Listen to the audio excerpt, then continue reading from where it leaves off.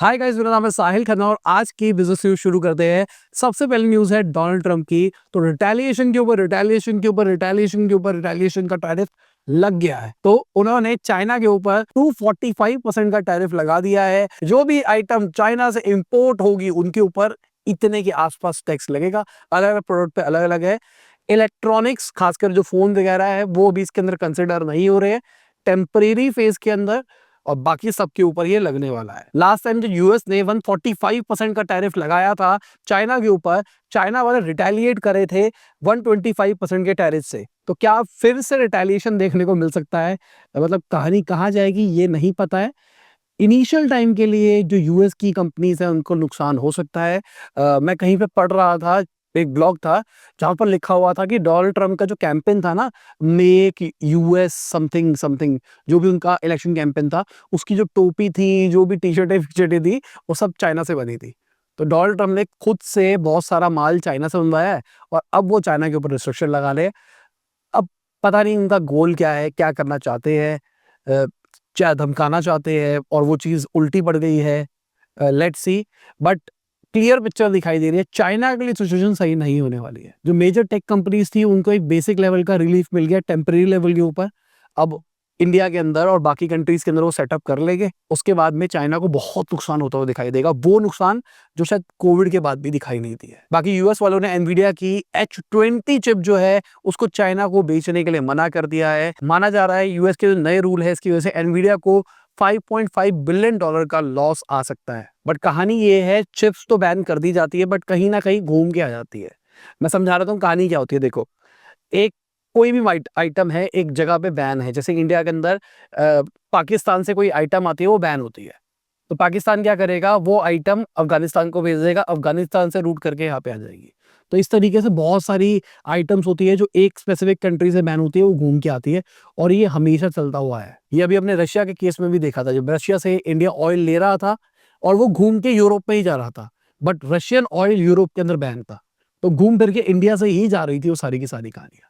तो chip ban कर दी गई है, क्या एक्चुअली बैन हो पाएगी या नहीं हो पाएगी ये सवाल है। बाकी इन सबका निचोड़ ये है, इंडिया को बेनिफिट होने वाला है। इंडिया यूएस का जो ट्रेड एग्रीमेंट का फर्स्ट फेज है वो साइन हो चुका है। टारगेट ये है कि 2030 तक $500 बिलियन का ट्रेड लेके जाना है। इंडिया वाले भी झुकने के लिए तैयार हो रहे हैं, यूएस वाले भी झुकने के लिए तैयार हुए हैं। झुक रहे हैं नहीं झुक रहे, वो तो जब डील फाइनल होगी तब पता लगेगी।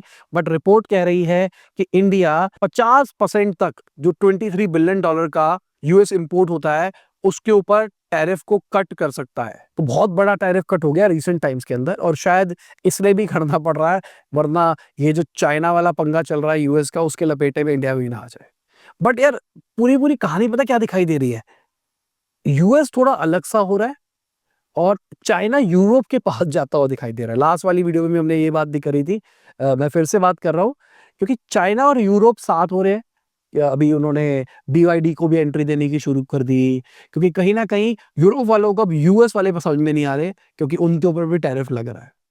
लेट्स सी क्या होता है। बाकी इंडिया के अंदर आईपीएल 2025 का जो एड रेवेन्यू है वो $600 मिलियन पे पहुंचता हुआ दिखाई दिया। 50% इंक्रीज हुआ 2024 से, और बहुत बड़ा इसका रीजन कहा जा रहा है जो मीडिया राइट्स का कंसोलिडेशन हुआ है जियो स्टार के अंदर। सिंपल सी बात, अब आप एफिशिएंट तरीके से ऐड रन कर सकते हो। आपको टीवी पे ऐड रन करनी है, कहाँ पे करनी है, वो बेटर तरीके से हो सकती है। इस चक्कर में शायद ये नंबर्स बढ़ते हुए दिखाई दे रहे हैं। 500 मिलियन की कंबाइंड व्यूअरशिप आ गई है अगर टीवी डिजिटल प्लेटफॉर्म्स की बात करके चले तो। अगली खबर ब्लू स्मार्ट के प्रमोटर्स की है। तो भाई, ब्लू स्मार्ट नाम पे एक धब्बा सा लगता हुआ दिखाई दे रहा है। कॉन्स्टेंटली कांस्टेंट खबर आ रही है कि कंपनी का बैंड बजा पड़ा है। अब प्रमोटर्स भी फंसते हुए दिखाई दे रहे हैं। प्रमोटर्स को स्टॉक मार्केट से सेबी ने बैन कर दिया है अगर रिपोर्ट की बात करके चले।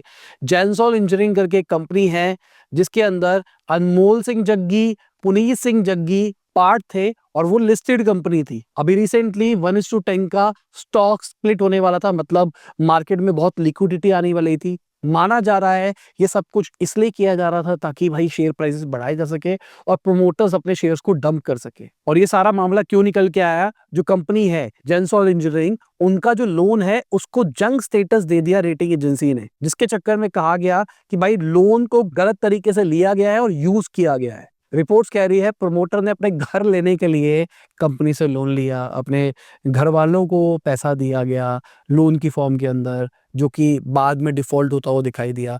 तो बहुत सारे मामले निकल के आ रहे हैं और बुरी खबर ये है, ये जो प्रमोटर्स है इनको किसी भी कंपनी के अंदर डायरेक्टर बनने के लिए या फिर कोई भी की पोजीशन होल्ड करने के लिए रोक दिया गया है। और इसकी वजह से क्या ब्लू स्मार्ट पे इफेक्ट पड़ेगा या नहीं पड़ेगा पता नहीं भाई। लग तो यही रहा है डिस्ट्रेस सेल होता हुआ दिखाई दे सकता है ब्लू स्पार्ट का। बाकी गरुड़ा एरोस्पेस की बात करके चले तो 100 crore rupees series B round में उन्होंने रेस करे हैं। अब यहाँ पे आपको एक फैक्ट बताता हूँ, कंपनी का रेवेन्यू 110 करोड़ का है जो कि 2.3x बढ़ता हुआ दिखाई दिया है और उनका प्रॉफिट भी 16 करोड़ का है जो कि अगेन बढ़ता हुआ दिखाई दिया है। कंपनी की वैल्यूएशन $250 मिलियन तक पहुंच गई है। तो कंपनी ने खाली 100 करोड़ रुपए ही रेस क्यों करे जब कंपनी प्रॉफिटेबल थी? तो अगर आप प्रॉफिटेबल थे तो आप आराम से चल सकते थे, डेट से भी काम कर सकते थे, बट डेट नहीं लिया गया। अब पैसा रेस करना था, $250 मिलियन की वैल्यूएशन थी, तो आप बड़ा राउंड भी रेस कर सकते थे, बट नहीं किया। रीजन ये है, कंपनी का कहना है जो पैसा आएगा इससे R&D वगैरह के ऊपर ध्यान देंगे ताकि नई नई चीजें बना सके, क्योंकि भाई ये वाली जो इंडस्ट्री है बहुत तेजी से आगे बढ़ती हुई दिखाई दे रही है। वीडियो में आगे जाने से पहले आपको याद दिलाना चाहूंगा, आपने लाइक का बटन नहीं दबाया, लाइक का बटन दबा दो, चैनल को दो सब्सक्राइब। मैं ऐसी ही डेली बिजनेस न्यूज आपके लिए लाता रहता हूं। अगर हम ऑफ बिजनेस की बात करके चले तो 100 करोड़ रुपए उन्होंने भी रेस करा है। सेकेंड हाफ के अंदर ही उनका मन है आईपीओ निकालने का। कंपनी की जो लास्ट वैल्यूएशन थी वो $5 बिलियन की थी। इनका रेवेन्यू बढ़ता हुआ दिखाई दिया है 19,300 करोड़ के आसपास। प्रॉफिट 603 करोड़ पे पहुंच गया है। अब अगेन वही सवाल निकल के आ रहा है कि प्रॉफिट 603 करोड़ का कंपनी का है, कंपनी की वैल्यूएशन इतनी बड़ी है, 100 करोड़ रुपए क्यों रेस करे जा रहे हैं बेंचमार्क के लिए? भाई आईपीओ आ रहा है कुछ ही महीने के अंदर, तो उसके अंदर क्या वैल्यूएशन रखी जाएगी, उसके लिए पैसा रेस किया गया है ताकि एक बेंचमार्क सेट हो जाए कि भाई इतनी वैल्यूएशन पे लास्ट पैसा रेस किया गया था। बाकी ज्वेल बॉक्स की बात करके चले, $3.2 मिलियन उन्होंने रेस किया है प्री सीरीज ए राउंड के अंदर। ये लोग लैब ग्रोन डायमंड ब्रांड बना रहे हैं। आइडिया ये है पैसा रेस करने के बाद में स्टोर्स, ब्रांड अवेयरनेस, मार्केटिंग वगैरह पे खर्चा करेंगे। कंपनी का पिछले साल का रेवेन्यू था 16 करोड़ का और अभी ARR के हिसाब से 38 करोड़ पे पहुंचता हुआ दिखाई देगा। बाकी पॉटर की बात करके चले तो उन्होंने $100 मिलियन रेस करे हैं 1.4 बिलियन की वैल्यूएशन के ऊपर। देखो नॉर्मली जब इस इतनी बड़ी कंपनीज होती है और पैसा रेस करती है ना, तो वो इसी टाइप का पैसा रेस करती है, $100 मिलियन, $200 मिलियन, $150 मिलियन, क्योंकि कोई भी इन्वेस्टर इन्वेस्ट कर रहा है तो वो कोशिश करता है कि भाई एक नीटी स्टेक मिले, कुछ 10%, 8% कुछ मिले। अच्छी बात यह है इस फंडिंग राउंड के अंदर सेकेंडरी शेयर सेल भी हुई है। इसका मतलब बहुत सारे लोग करोड़पति बनते हुए दिखाई दिए होंगे, मतलब बहुत सारे लोगों ने अपने खुद के शेयर्स बेचे हैं। शायद वो ईसॉप का पार्ट हो सकता है या फिर कुछ इन्वेस्टर्स के पार्ट भी हो सकते हैं। लास्ट इन्होंने सितंबर 2021 के अंदर $101 मिलियन रेस किया था $1 बिलियन की वैल्यूएशन के ऊपर। बाकी संजीव कपूर के वंडर शेफ की बात करके चले, वो भी आईपीओ निकाल रहे 1800 करोड़ की वैल्यूएशन के ऊपर। बढ़िया चीज है भाई। 2009 के अंदर इसको स्टार्ट किया गया था संजीव कपूर और रवि सक्सेना के थ्रू। कंपनी का जो फाइनेंशियल ईयर 25 का रेवेन्यू है वो 800 करोड़ पे पहुंचता हुआ दिखाई दिया, डबल से भी ज्यादा होता हुआ दिखाई दिया रेवेन्यू। प्रॉफिट 1.5 करोड़ का ही था खाली, तो 1.5 करोड़ का प्रॉफिट वाली कंपनी 1800 करोड़ के आईपीओ निकाल रही है। सवाल है एक बहुत बड़ा, और निकल भी जाएगा, लोग ले भी लेंगे प्रॉफिटेबल के नाम पे, शायद संजीव कपूर के नाम पे। बट अब देखो ना, कंपनी का ब्रांड वैल्यू भी है, लोग इसको जानते भी है, इसकी मार्केटिंग भी हो रही है, प्रोडक्ट क्वालिटी भी ठीक ठाक है और अच्छा खासा इन्होंने बिजनेस बना लिया है लंबे टाइम से, फिर भी प्रॉफिट बहुत कम है। बाकी गपशप की बात करके चले, 500 एम्प्लॉइज को उन्होंने ले ऑफ किया है। ये भाई 2004 की कंपनी है जो एसएमएस प्लेटफॉर्म की तरह काम करती थी। मुझे याद है गपशप एसएमएस का हम यूज किया करते थे एसएमएस बॉम्बिंग के लिए।